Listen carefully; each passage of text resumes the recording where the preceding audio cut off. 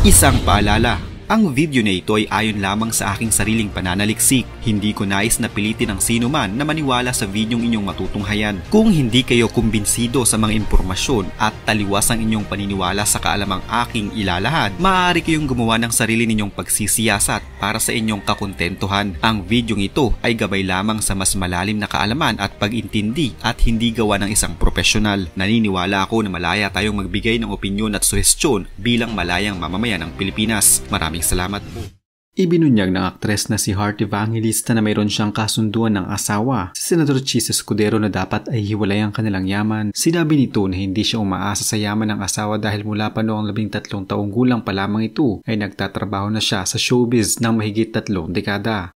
Kabi-kabilaan din ng mga brands na kanyang iniendorso, lokal man o international. Sa kanyang social media ay sinabi niya na kahit walang nagbabantay o tumitingin na tao ay patuloy ang kanyang pagtatrabaho. Git nito na mas higit pa siya sa pagiging asawa ng isang politiko dahil pinagtatrabahuhan niya ang kanyang perang ginagastos. Tinulungan pa sila ni yumaong dating Senator Miriam Santiago na tinuturing niyang pangalawang ina na magkaroon ng prenup agreement sa asawa. Binantaan nito na kanyang kakasuhan ng mga nagpapakalat ng peking balita na winawaldas umano nito ang pera ng asawa na nasasangkot sa flood control project matapos na aminin nito na tumanggap ng 30 million pesos bilang campaign donations mula sa kaibigang kontraktor. Si Heart Evangelista ay kilala bilang isang prominenteng aktres, fashion icon at isa sa mga pinaka-sought after na celebrity endorser sa Pilipinas. Sa kabila ng kanyang matatag na posisyon sa industriya ng showbiz at advertising, hindi siya nakaligtas sa mga pagsubok na dala ng mga isyong panlipunan at pampolitika na kinasasangkutan ng kanyang pamilya. Sa mga nagdaang araw, isang kontrobersiyang kumalat hinggil sa pagkakadawit ng kanyang asawa, si Senador Chis Escudero, sa isang flood control kickback scheme. Ang naturang issue ay nagugat mula sa aligasyon na may mga katiwalian sa proyektong pang-flood control na inakusahan ng mga otoridad na nagkaroon ng anomalya at di patas na pondo na napunta sa ilang sangkot sa proyekto. Bilang asawa ng senador na pangunahing personalidad sa isyong ito, natural lamang na madamay si Heart sa mga usaping ito kahit wala siyang direktang kinalaman. Gayunpaman, marihing itinanggi ni Senador Chis Escudero ang mga aligasyon na siya ay tumanggap ng kickback mula sa naturang proyekto. Sa mga pahayag niya sa media, nilinaw niyang wala siyang kinalaman sa anumang katiwalian at nananawagan ng patas na investigasyon upang maipakita ang katotohanan. Pinanindigan niya ang kanyang integridad bilang isang lingkod bayan at nagnanais na linisin ang kanyang pangalan mula sa mga maling akusasyon. Dahil dito, mabilis kumalat ang mga haka-haka at mga maling balita na nagsasabing unti-unti nang iniwan si Heart Evangelista ng kanyang mga endorsement deals. Ang mga ito ay nagugat sa takot ng mga kumpanya na maaaring maapektuhan ang kanilang brand image dahil sa kontrobersiya na kinasasangkutan ng pamilya ng kanilang endorser. Sa mundo ng advertising, ang reputasyon ng isang celebrity ay mahalaga upang mapanatili ang tiwala ng mga mamimili. Kaya't madalas ay agad na tumatanggal ng endorsement ang mga kumpanya kapag may ganitong mga issue. Subalit nilinaw ng Sparkle, ang talent management arm ng GMA Network kung saan kasali si Heart, na ang mga balitang ito ay pawang peking impormasyon lamang.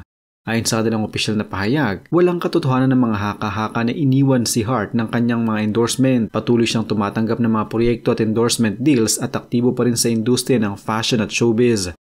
Isa pang mahalagang aspeto ng kanilang relasyon ay ang kanilang prenuptial agreement. Sa kabila ng pagiging mag-asawa, pinanatili ni Heart Evangelista at Chis Escudero ang kanilang mga personal na yaman ng hiwalay sa pamamagitan ng prenup.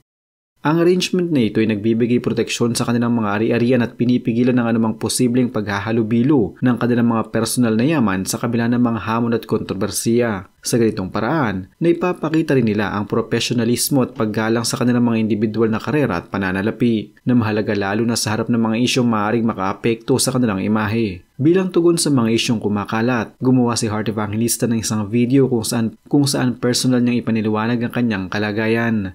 Sa naturang video, nilinaw niya na kahit may mga kontrobersiya, patuloy siyang kumikita ng milyon mula sa isang endorsement deal lamang. Ito ay malinaw na patunay na nananatili siyang malakas at epektibong personalidad sa larangan ng advertising na pinapakita ang halaga at tiwala ng mga kumpanya sa kanyang imahe. Ang paglalahad na ito ay nagsilbing sagot sa mga nag-aakalang nawalan siya ng mga endorsement at nagpapatunay na ang kanyang profesionalismo at reputasyon ay nananatiling matibay. Sa kabila ng negatibong balita at ang hamon na dala ng kontrobersiya, ipinakita ni Hart ang kanyang katatagan at dedikasyon sa kanyang karera. Sa isang pahayag, inihayag niya na ipagpapatuloy niyang pagpapahayag ng kanyang sarili sa pamamagitan ng fashion at iba pang mga proyekto hanggang sa pagtanda. Ito ay isang malinaw na pahayag ng kanyang determinasyon na huwag pabayaan ang kanyang mga pangarap at trabaho dahil lamang sa mga usaping panlabas. Ang nangyari kay Hart Evangelista ay isang halimbawa ng pagsubok na kinakaharap ng mga public figures, lalo na kapag ang kanilang mga personal na buhay ay nauugnay sa mga isyong panlipunan o pampolitika.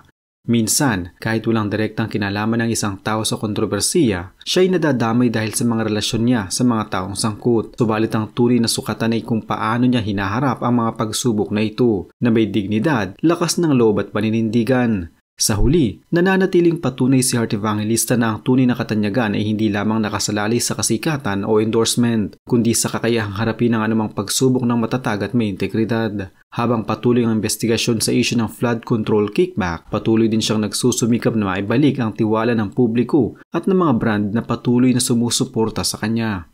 It's important that you know the difference of people who aren't doing anything, who are just using people's money and on vacation and spending like there's no tomorrow and it's not a job for them, or they're doing unboxing and yun yung mga pinag-shoppingan lang nila. Hindi kasi ganun yung trabaho ko eh. Hindi kasi yun yung trabaho eh. Hindi yun ang, walang trabaho yun.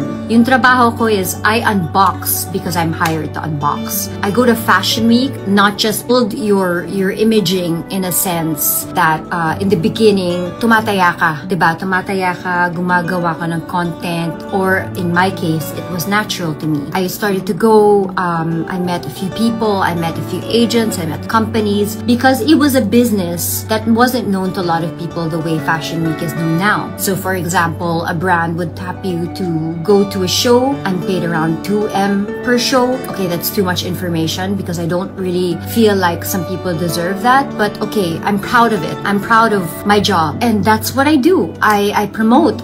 This is the business, and it can be complicated because it's not a usual job, but it's really my bread and butter. This is where I make my money. And the sad thing is that, yeah, a lot of people say, oh, but you know, movies and stuff like that. The reason why I didn't anymore do movies here is because I knew I had something else to offer. I knew that I couldn't be what they wanted me to be. So I had to be something elsewhere to be appreciated here. That's the sad truth. Proud that I'm independent. I'm proud of all of that. But at the same time, if I may just say, it doesn't mean that I don't care. It doesn't mean that I don't feel what you feel, because I acknowledge that I come from a place of privilege. My parents helped me in a sense, but even with my parents around, they didn't want me to work. They didn't want me to do what I was doing. They didn't like it. They didn't like that I was an artist. I mean, they supported me eventually. My mom became my manager. She was good at what she did. She invested my money properly. And that's why I am so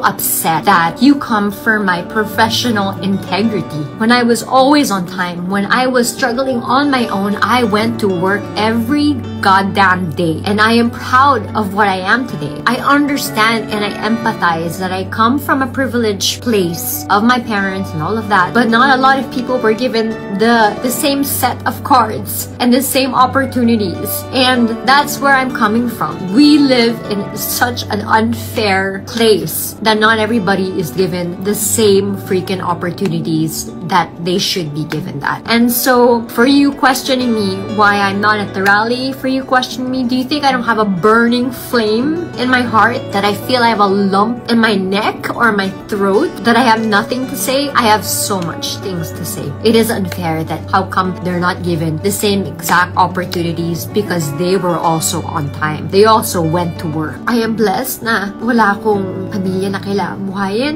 pero hindi ibig sabihin na wala akong pamilyang binubuhay, because I always believe that you are blessed to become a blessing. It is my prerogative not to post what I post on Instagram, or it's my prerogative not to post what I do for other people, because my points in heaven are far more important than my points here.